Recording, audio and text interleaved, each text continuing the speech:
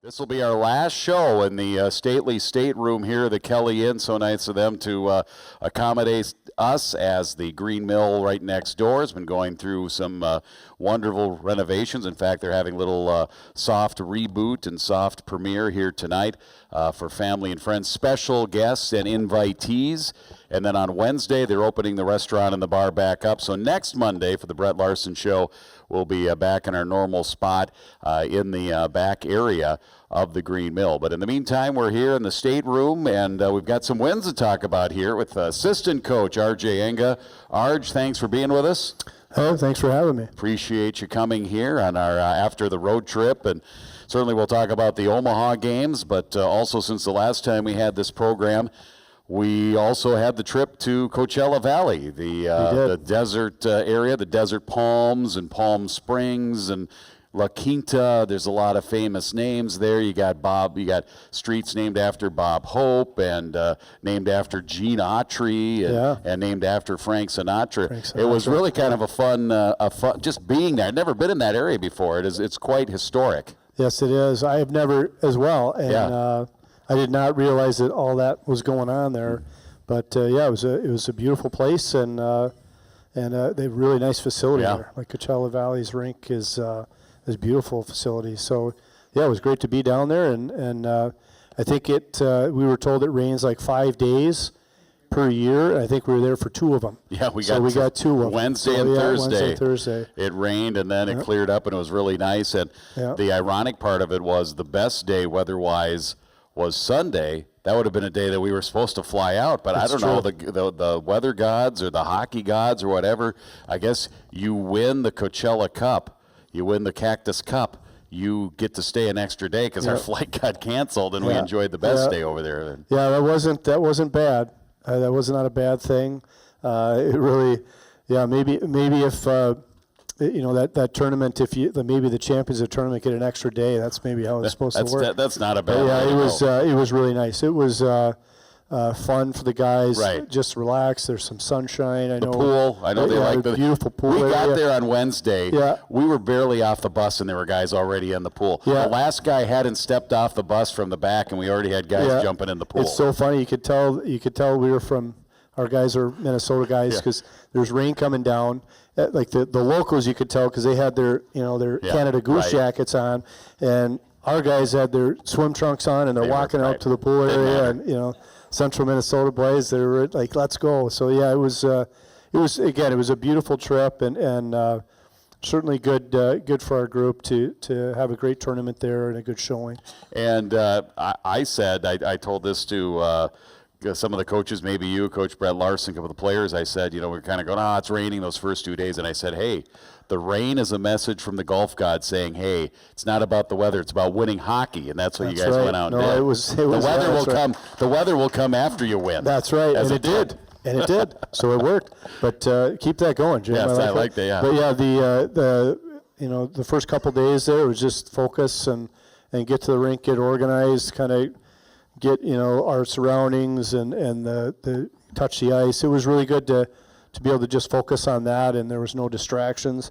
Not that there would be, but sometimes when the weather is nice like that, I mean, there is potential for guys to hey, let's go sit out here, or let's do what It can be distracting. It can be distracting for sure, but the guys stayed on it. This group is they really stay focused on things. They do a really good job of doing that, and it was.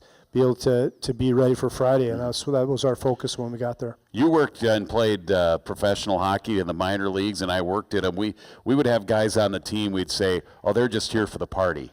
You brought some guys on the team where they were more about the trips and the other things, the after the game reveling more than the game here. But we got guys that got down to work and they got the job done. 6-2 that first night against Yale, a team that they're a tough team to play. They play a tough style of game. But you guys got the offense going. 47 shots on goal in that first game over there in California. Yeah, I actually didn't know that was the final stat. But yeah, it just.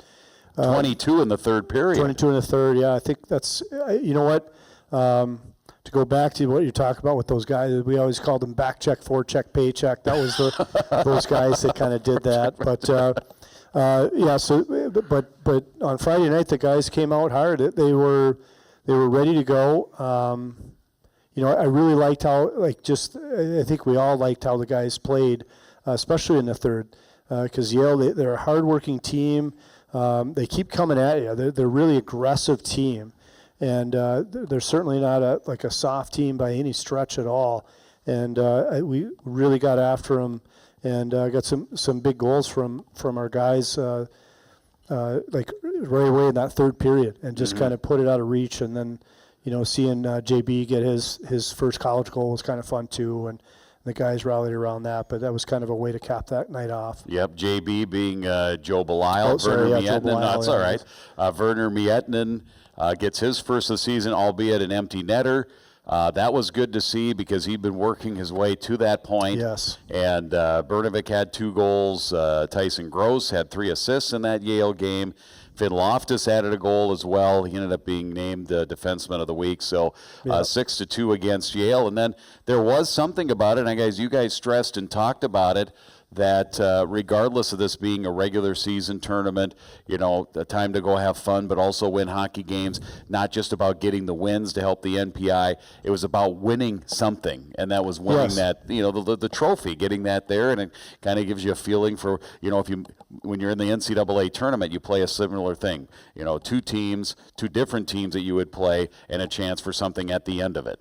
Yeah, that's exactly right. It's a really good kind of rehearsal a little bit for that, and because it's different. You're going to a different place and different rink, and there's all kinds of stuff around. There was media, there was lots of things that could have really brought us off our game, and the focus and what to do when we got there was to win Friday, and then once that happened, then it was win Saturday. Let's get some hardware. Right. You're playing for something. Not that each weekend of course you're playing for something you want to win. Right. Every game you play, but this was something tangible, something right in front of us. Something you could carry onto the bus and onto the plane. Yes, that we can bring with us and rally around. That, hey, we did that. We did that together, and against, again, not opponents that we're used to seeing. UMass Lowell then was the next opponent, and they were a different team to play against. They were really tight checking. They were a physical team, were they not? And they outshot you guys 23-17. But Tyson Gross scores early in the first, and then actually I should say late in the first. There was just 1 second left to go, but early in the game, and that was key. Grant Ashawn had a shorthanded goal. Noah Ernest scored a goal, and you guys were up 3-0, and then they came back but held on. Yeah, it was. Grosser's goal was big, right? Like you said, right at the end of the first. Just we talked some of the things we talked about being relentless, and that certainly was. That shorty was really a nice goal. That was a beautiful goal. That's 4 now for Grant Ashawn in his career. He's Mr. Shorthanded. Yeah, Goose he's been really good in those areas. But Vax made a great pass on that play, and what a play that was. I don't know if hopefully you guys saw that. It was a really nice goal. And then Ernie, that's another. It was again relentless, kind of. Another one of the words we use to talk about is greasy. It was a little relentless, greasy kind of goal, but they were. It was at a time when we needed it, and then at 3-0, I think they got one late, with the goalie pulled. Right, 3 seconds left. So it was just obviously you never like to give up any goals, but certainly that. But it was. The guys did the work they needed to get that win and seal the Cactus Cup up. Yep, 3-2, and the Huskies celebrate the first weekend and the first games of 2026. And for you to get wins in January, the last few years, they've been lean months for you guys. It had to feel good to get those 2 wins into the new year, RJ. No doubt, you're right on, and like this group is different that way. They seem to take if there's any adversity, they don't back down from it. They're a real confident group, kind of a quiet confidence about them, and they work hard. They work extremely hard. So when you have those two, that combination, that kind of equation, I think it's going to be. The rest of the year, that's going to be the way it's going to have to be. Yes. Just because now you're in conference and every game is a big game. So it was a good series for us for a lot of reasons, and it kind of catapulted us into Omaha. Then you had, with the cancellation, we got back on a Monday, short week. Short week, Yeah. and we're back on the bus on Wednesday to get down to Omaha. So And Monday, you guys wouldn't have gotten home until what, 11 p.m.? We didn't land till 8:30. well, you guys did. So yeah. So we got back, coaches. We got back on a different flight. We got home at like 2:30 on Monday or whatever, early Tuesday morning. So 2:30 a.m. You're saying? Yes, sir. Oh my. Yeah, so that's what I mean. So it was just kind of, then we had a good practice Tuesday. How much sleep did you get into Tuesday morning? Well, we had video and stuff, so it was probably, I don't know, probably 4 hours, 4 solid ones, good ones. Yes, And then that's all. that's the way it is. And then you get to the rink, get prepared, and then pack your stuff, do some laundry, pack, and then Wednesday off we go. All right, we'll talk more about the Omaha series coming up. It is the Brett Larson Show. Assistant Coach R.J. Enga with us here tonight, hosted by the Green Mill. Player guest tonight, Verner Miettinen, Vex, as we like to call him. Verner Miettinen, I'm going to ask you in the later segment, maybe ask him how he got that nickname. Ethan AuCoin's going to be with us. He had a big game on Saturday. He's Coiner, and we'll have that. We'll talk about that.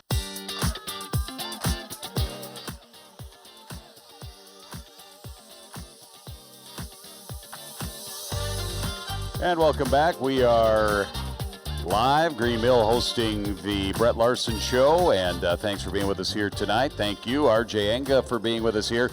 And I want to make a clarification. Just had the one and only Colorful Ken, one of the more historical fans of Huskies hockey. I made the comment when we were in California, the Pacific time zone, that we had never played, Huskies had never played a game in the and I totally forgot and maybe I didn't even remember that there was a team at one time in Division I in San Diego, because basically I went back and looked, well, there wasn't a team ever in the Pacific time zone, so I just looked at special tournaments and I went back all the way through and there wasn't. But in the 87-88 season, the first year of the Huskies Division I, the Huskies went to San Diego at U.S. International and lost a pair of games. That would have been in the Pacific time zone. So there you go. So the clarification. So it was the second time that the Huskies had played in the Pacific time zone. So Yahoo on that one. Thank you, Colorful Ken and Bill Proud also. Those guys have been, you guys are just showing your age, really, honestly.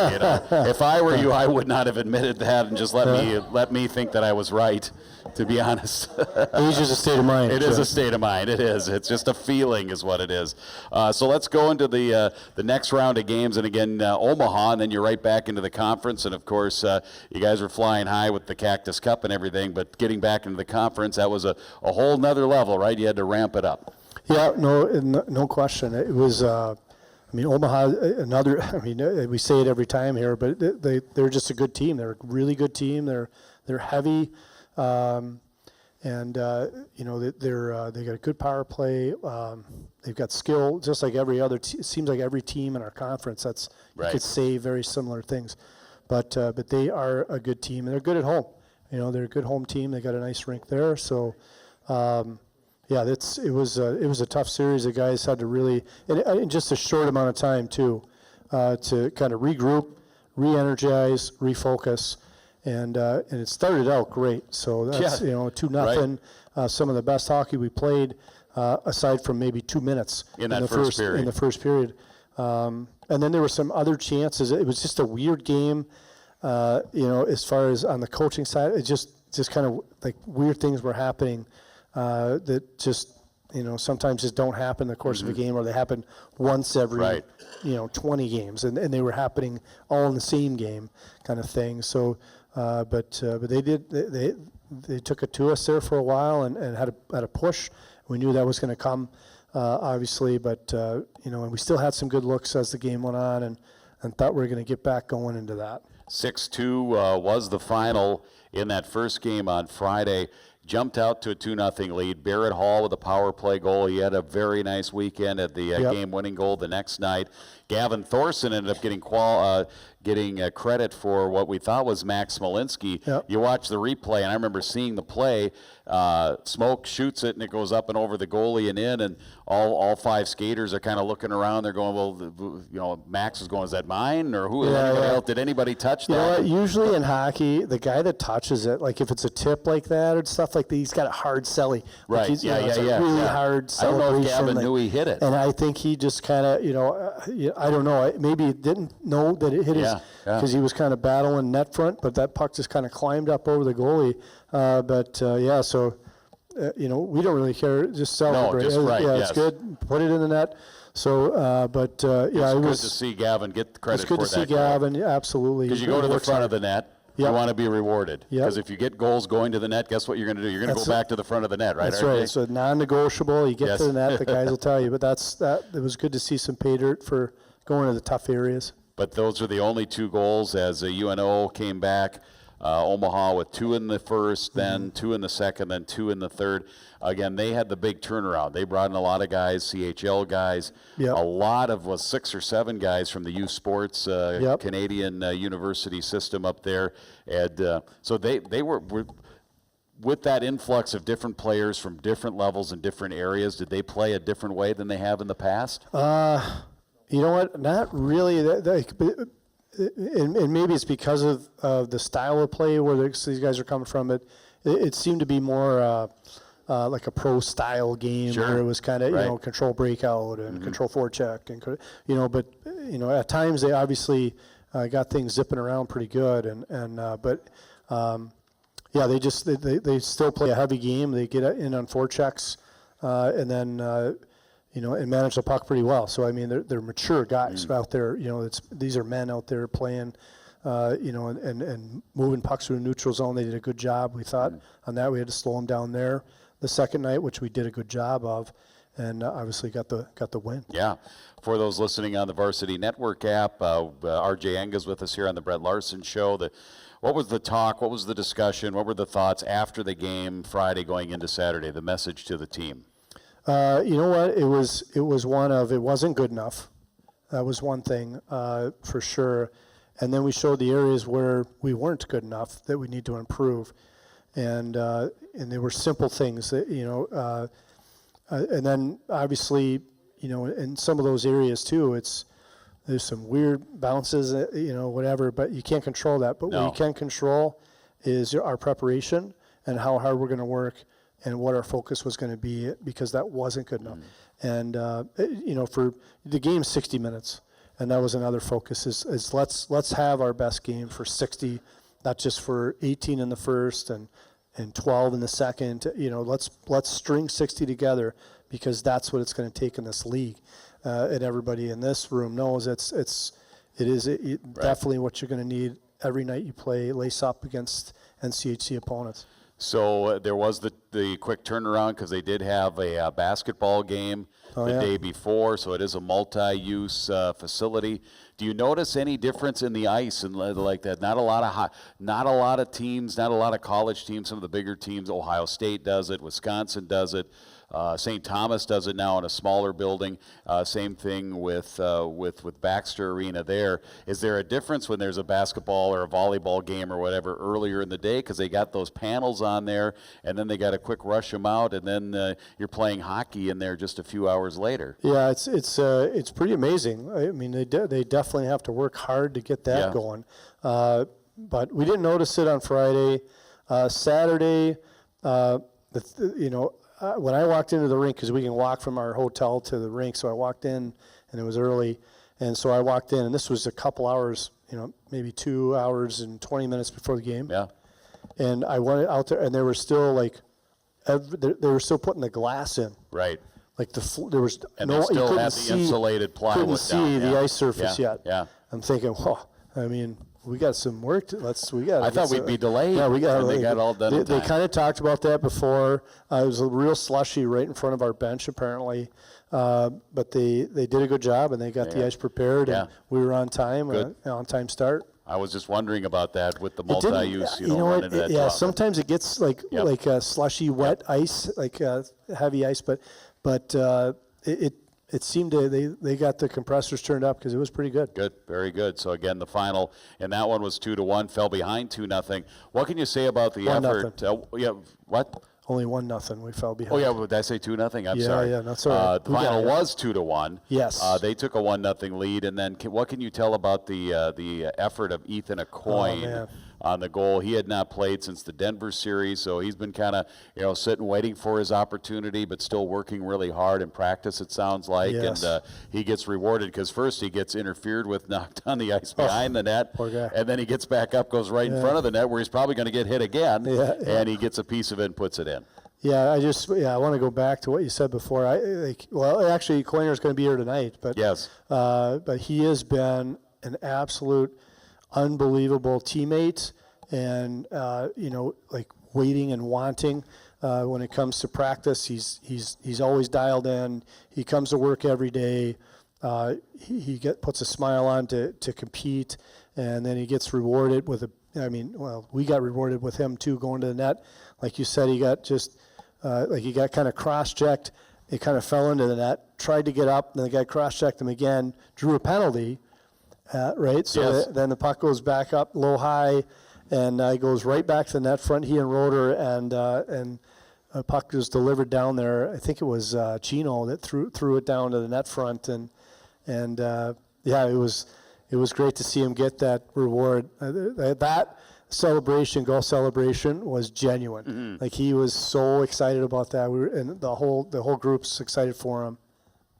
Yeah, so it's tied 1-1 going into the third. You get a power play chance, and I was hoping they would do this because they didn't initially have it. Even at the end of the game, they only had the assist on the game winner by Barrett Hall, another power play goal. They only had Tyson Gross as an assist, but they did, and I go, well, that's got to be Jan Shostak. He must have an assist on that as well, and they officially did add it because we've seen our goalies do it a couple times now. Patty had the situation the night before where he got to the puck, he got it past and poked it away from the initial guy coming in. Sadly, it went to the other guy trailing and scored a goal, but he's had success twice. At Coachella Valley, he beat guys into the slot to get to the puck, to poke check or swat it away. This time, Shostak does it and actually gets it down the ice. And you know that shorthanded, that Omaha was going to press. They see the puck going to the net. They're going to go maybe just one step closer. But that puck going the other way like Jan did was just excellent. Set up a great play. No, it was outstanding. All our goalies can really play the puck,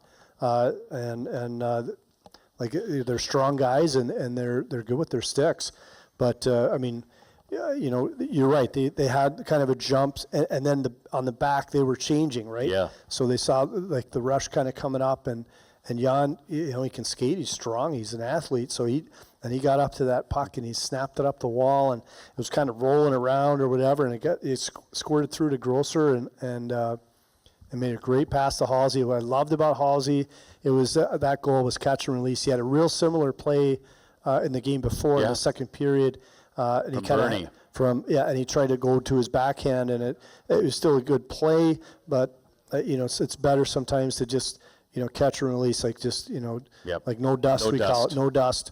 That means stick handle to the folks, but it's just on and off the stick and back of the net, and boy, it was a great feeling. The guys really dust. Got fired up. No dust, right? No dust. That's no the dust, exact opposite of the top of my 25-inch console TV. Oh yeah, plenty of dust. There might be some dust. Give me some lemon pledge, would you? Yep. So Barrett Hall, get a Swifter. It's the Swiffer, yes. Swifters are good. Swiffer. Barrett Hall is 10th of the season. That's a career high. His career high previously was 8, so he's getting the goal scoring as well. And it was nice to see Jan play well. He hadn't been in the lineup for a while. Berzins had the net there for a while, and Jan, but just, I shared an elevator with him. I could just tell, this was, I think, the day before, I just tell, he's focused, he's trying, he wants to get back in there.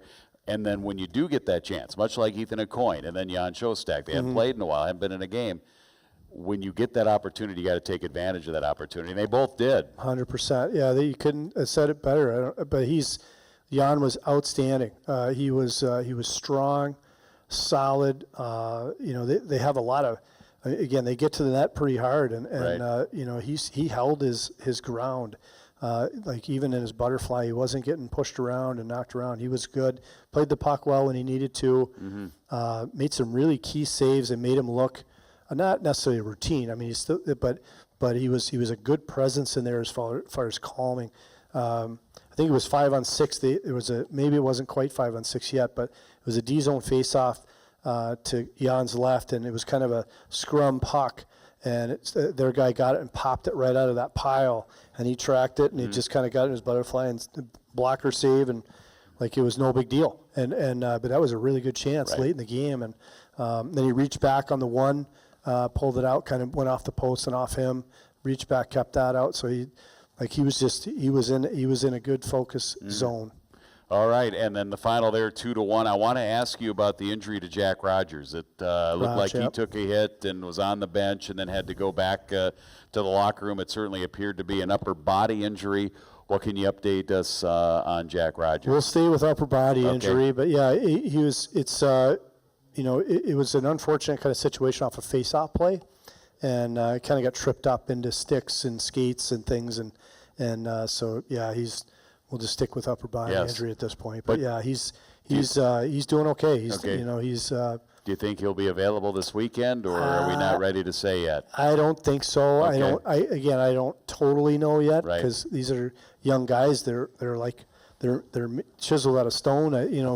Like he's probably, he's a strong guy. He may have a chance, but it might be a couple weeks for him. But yeah, he's doing okay, and he's getting his rehab and getting things done there. One more segment here with RJ. I want to make sure if Ethan and Verner are here yet.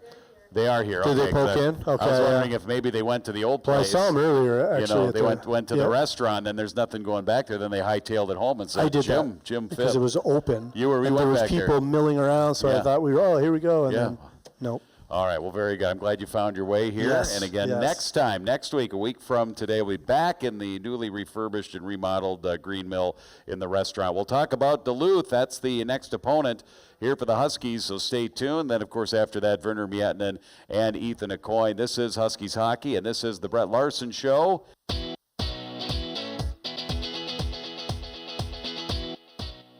And then it's poked away in a shorthanded chance. Wong, here comes Showstack, and he came way out of top of the slot, just here like Berzins. Now here comes Gross, numbers the other way, and they score!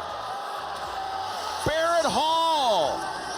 So Omaha really pushed on the shorthanded chance the other way, and Showstack got to it first, and he sent it the other way, half the length of the ice, and that caught Omaha on their heels, and Barrett Hall, Bernovic, and those guys burn them 2-1. Yeah, indeed. Gross getting an assist there, along with the goalie, our first goalie assist, I'm pretty sure, of the year. For this season. I don't think Patty has a goalie assist here. Let's see. There's Jan. Nope, none there for Patrick Berzins either. So that's always fun to get a goalie assist. As we mentioned, it was added a little bit after the fact. Tell us what you guys know about Duluth. Probably a lot, of course. Play them a lot. And certainly faced them twice earlier this season, back in November, and lost a couple up there. One of them in overtime, of course, OT. That one was one that you'd like to have back. But they come to town, so you got chance for some redemption, certainly against the Bulldogs. Yeah, for sure. They are. Their top line is very, very skilled, very good. First line there. They've got a couple. They got a D that's really going offensively on the offensive side of things, and their goalie's feeling a little bit. So you definitely have our work cut out for us, but we're up to the challenge. And what I've kind of mentioned a few times about this group, they compete. They like to compete when in practice when we do certain drills and exercises, whatever it is. If you put something on it, like we've noticed with this group, like a total score, or it's something, competitive in between, like a small game, or even if it's just like a certain drill and we're keeping tabs and totals, like just the level of energy in a practice goes way up. Then they start chirping each other. They want to compete, and so I have no doubt that the guys will be ready, and they'll certainly be prepared to take it to Duluth on Friday night. Huskies have won 4 of their last 5. Meanwhile, Duluth swept at home. They defeated Lindenwood, so they got a sweep there. They split with Arizona State at home. So they'll be ready. They go on the road here to St. Cloud State, and the Huskies. Despite your record, you're at 11-11. You're 19th in that MPI. You guys watch that pretty close, or just want to know where you're at? We watch it. Yeah. It's not. We certainly. You don't dwell on it. We don't dwell. Yeah. There's lots of hockey to play yet, but it's always good to kind of know where you're at in those areas. But it's going to be a great series, and they're a good team, and like I said, it's nice to be home. We know them, right? So we know they're, but they've got to come to us now. So hopefully we get this should be a great crowds both nights, and in-state rival, and be a good series. All right, everybody, let's hear it for R.J. Enga, Huskies assistant coach. Thank you, R.J. And you didn't speak German. If you want to say something with our other German resident here. He was born in Germany. Yeah. And you were too. Ja. Du auch? Ja, ich war in Bitburg geboren. Du auch? Good. Okay. Yeah. Okay. Yeah, genau. The best I can do in German is the Hogan's Heroes theme. So. Oh yeah. That's a good one. That's a good one. All right, RJ. Thank you very much. There's RJ Enga with us here. I can't hear you. What? He's playing. Oh, he's that's a good question there, Colorful Ken. Yeah, he's playing. That Max Plant was injured, missed the last couple of games for the World Juniors, so he is back, and obviously one heck of a player. We'll see you this weekend. All right, thanks, Jim. You bet. Thanks, everybody. RJ Enga with us here. We've got our player guest coming up next.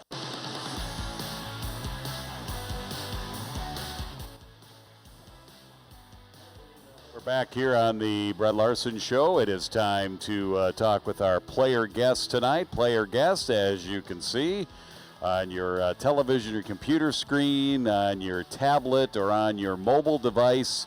It's Ethan AuCoin, senior and junior Verner Miettinen. Oh, thank you. I can't believe, Ethan, you're a senior. I know. It just flies comes by. up. I said the same thing with Mason Reiners. I talked to him before the game on Saturday down in Omaha. Time just flies. It doesn't matter how long I do this. It seems like, some of those guys are around for 5 years. And even then, that went pretty fast. But 4 years, that go pretty fast for you?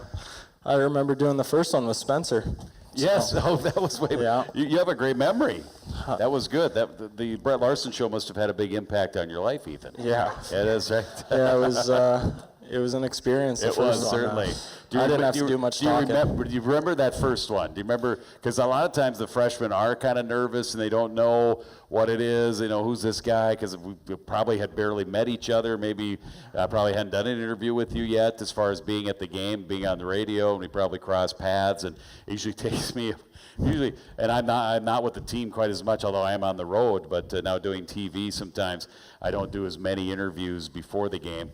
But it usually takes me, it took me at least maybe the second road trip to tell the difference between Joe Belisle, Ernest, and Rode. They're all blonde, and I had a hard time. Although you guys, these sweatshirts don't, but you guys have more and more shirts now with your numbers on them. Oh, yeah. And I like that. That makes dummies like me. It really makes it easy, to be honest. Too many. You get confused sometimes. Yes, yeah. Do you know, who was it, the first, when Cooper Wiley was a freshman, I called him somebody else too. We were going to do the interview. You're Cooper Wiley.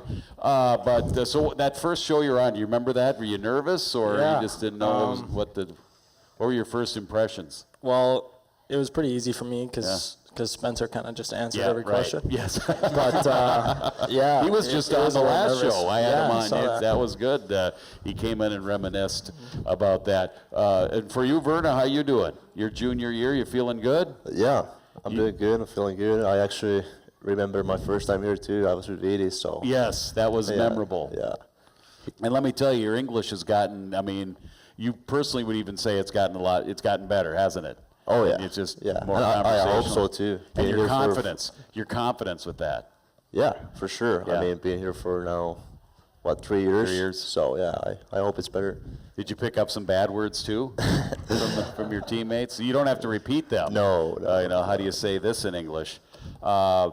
great game for both of you guys recently here. Verner, I know you had the injury earlier. What you missed 8-9 games, whatever it was, and then you came back in the St. Thomas game, and you kind of when you came back, there was kind of just a process where you had to get back into game conditioning and game shape, and now you're right back there, and you had your goal, and you're chipping in assists, and your face-off numbers have continued to go up basically with every game as well. Yeah. Oh yeah. It was kind of hard to come back at first. We played St. Thomas. I guess that was like a Tuesday game, and we had a bye week right after. Then we played Miami, and we had a bye week right after that too. So, yeah, it took a while to really get back and get my game back. But then we got that Christmas break, and I think it was good for me too, and got a little more time. And yeah, it was nice to come back here and go straight to California and get a couple of games in and score that goal and get a really confident boost out of that. Even though that was an empty netter, you had a really nice assist in that game too, if I remember correctly, didn't you? Not in that game. Next night. The next night, yes. The game against UMass Lowell. How much different was the style that the two teams played? The two games certainly seemed different. The game against Yale was kind of an up and down, a lot more pace back and forth, and then the UMass Lowell game was a little less space out on the ice that night. Yeah, I mean they were different, and if you really compare to the NCHC games, I want to say they were a little easier. Right. But yeah, they were definitely different. I think UMass was a lot better than Yale, so it was a hard final. Yeah, that UMass, your assist came on the Grant Ashawn shorthanded goal. Yeah. And when in doubt in shorthanded situations, give it to Grant Ashawn. He had 2 last year. His first ever goal was, you were there for it, right? Yeah. At Wisconsin, his first ever goal was shorthanded, and then he gets one here as well. And same thing, compliments to you, Ethan. You had been chomping at the bit. You'd been wanting to get back in the lineup, and you got back in the lineup. You got the opportunity on Saturday, and you made the best of that opportunity. We talked in length. We even played the highlight of the goal. No, not of that one. I'll get that in a little bit later, the highlight of your goal on Saturday. But we talked in length about it, about how you got cross-checked behind the net, interference. Then you got back up and went out to the front of the net. I mean, you're crazy. I would have gone into the corner and got into the fetal position. You're going back out in front of the net to put yourself in the dirty areas. Oh well, thankfully in the clip it doesn't show about 5 seconds before that I got killed at center ice. So I got that was kind of behind. I got dumped twice. Yeah. But it worked out. So it did. I'm not complaining. So was the penalty the one at center ice or the one behind the net? Behind the net. It was the one behind the net. Okay. But then you got up, and then obviously you just brushed off the hit behind the net. You brushed off the hit in the neutral zone out at center ice. So what did you see when you got back out in front? You deflected that deflected that puck in. Who shot it? Was it Ryman? Ryman. Yeah. No. Mason. Reiners. Yes. One of the other Ryers. Not Reimers, but Ryman, or Ryman, but Reiners. Okay, so what did you see when... I just, I got up, and when I got up, Chino or Mason had the puck, and I just decided to get to the front of the net. Right. I don't know where their defenseman went, but he decided to leave me alone. So it was, I just went, and thankfully he put it on the ice so I could touch it. Right, it was Reiners and Rode that assisted, and you got your first goal of the season. It felt good, and Thank you, yes. The celebration was a good one, too, so you were excited. Yeah, so you get that first one, right? Yeah, it feels good. Not playing all the time, and to go in there and do that, it feels good. It makes all the work you put in worth it. And Verner, for you, that empty netter that was your first goal of the season as well. Yeah.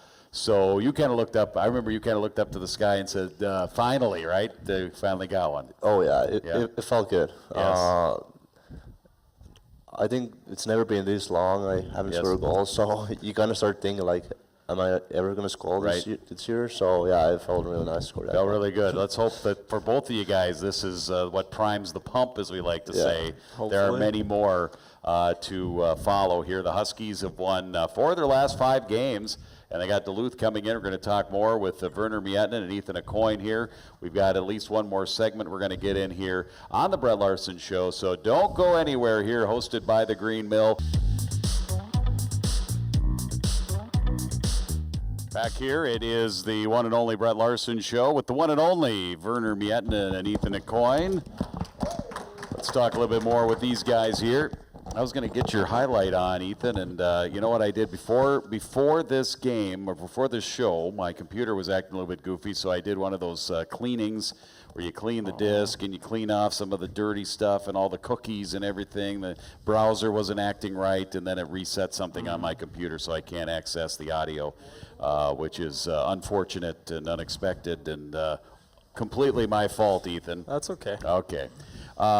So we were talking a little bit about nicknames, and you said Tyson, what, Chino? Chino is Tyson Gross's nickname? Mason Reiner's. That's yes. it. Gross is Grosser. Mm-hmm. You know, and a lot of times nicknames are self-explanatory. Yours is Coiner. Yep. Very self-explanatory. Chino for Mason Reiner's, that one, there's no association with his name or anything. Mm-hmm. But yeah, I don't thank know. you. I don't know how. You know where it is? You're going to have to ask him when he comes on. Yeah, please pass that Diet Coke, Verner. Thank you very much. Host needs his caffeine. And then for you, it's Vex. Yeah. Now, where does that come from? Oh, Does that come from your family? Does that come from Vidi, or because Verner and Vidi are close? Or I don't actually know, but I have a story at that. When I was young, Vidi couldn't say my name, so it was kind of sounded like something like that. So it just became my nickname. Oh, you hear that all the time. Yeah. That's old TV show, Leave It to Beaver. They got Beaver because Wally couldn't say Theodore, so they said Beaver, and I think it was probably from one of the writers of the show that came from. I was Jimmy when I was young. I had a younger brother. He couldn't say Jimmy, so he said Dinty. So, but thank you so much. Oh no, I shouldn't have said that because now I just got a nickname. Yeah. Although, so then they got the Dinty Moore stew and that whole thing. But gosh, I shouldn't have gone there. Can we scratch that off the show? Can we edit that out? So for you, Ethan, being a senior and being here 4 years, you remember coming to St. Cloud, out of Calgary, what that was like. We talked about your first experience being here on the radio show or the coaches show, but making that choice coming here to St. Cloud way back when. Yeah, the first thing was June camp where everyone comes down and meets everybody, and I had talked to Kyler Kupka before because we played for the same coach in juniors.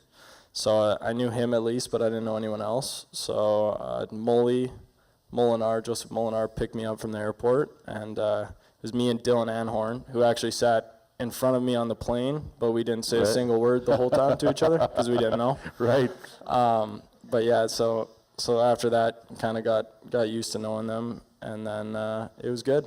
It was a lot of fun. Oh, you know what? I think I fixed it here. Let's see if we can get that Ethan AuCoin. No, this is going to be Verner Miettinen's goal here. Miettinen glides in to take the draw. He wins it, pulls it back to the corner, bouncing up the other way. Huskies got a 2-on-1 at center, and it is an empty net goal for Verner Miettinen. Verner Miettinen has his first goal this season. We'll take it. Empty net, doesn't matter. Way to go, Verner. And it's 5-2. Yeah, I said, way to go, Verner. And that was a bit of a relief for you, right, that one? Oh, yeah. It was a nice goal, too. Now your next one's going to be a beauty, right? Oh, yeah. Backhand, roof it. You're going to roof it? Something like Probably. that, yeah. All right, I want to get Ethan's in here as well They don't before we ask wrap how. up the show. They don't ask how. They count the same. Yeah. Last time I checked, right? So yours was the second game against Omaha, was it not? Yep. All right. Let's see. That doesn't want to do that there. It was the first goal of the game. People getting a little bit of a behind-the-scenes feel of the Brett Larson Show. Loftus instead takes a shot. Save made by Cowan. Bouncing puck. Loftus gets it up to the near point, and then trying to fight his way back behind the net. And an interference coming up as a coin was hit, and a shot right side. Ends up going wide, and they score! A coin who got hit. He was going to the net, and the shot came from way out, and Ethan AuCoin is going to get credit for the goal on the delayed penalty. He was the one who got knocked on his rear end. He was the one who drew the penalty, and then he got up and got in front of the net and directed it in to tie this game. That's the best term that I can come up to describe. I say keister and, you know, something. I don't like to say but. That one's dumb. So somebody say arse, that'd be German, right? So that's for RJ. If RJ is ever on the bench and he gets knocked on his can, I'll say that he got knocked on his arse. So with his German roots. But so that was a good play. You could say there was a little chaotic because there's the penalty and the puck's coming over from here, then you're going back in front of the net, and then you direct it back in. So as promised, we got those highlights in here. He didn't want to disappoint, certainly. So that was a funny story being on the plane. With those guys. That was really funny. Now, you had a question, Verner, too, because, you know, the Team Finland in the World Juniors, there was a Miettinen on that team, and one of our fans asked if there was any relation, and there wasn't, right? No, there's no relations. Miettinen is a common name in Finland? Yeah, it's a pretty common name. Like you say, it's like a Smith. It's like Smith. It's like Smith Finland. in Finland.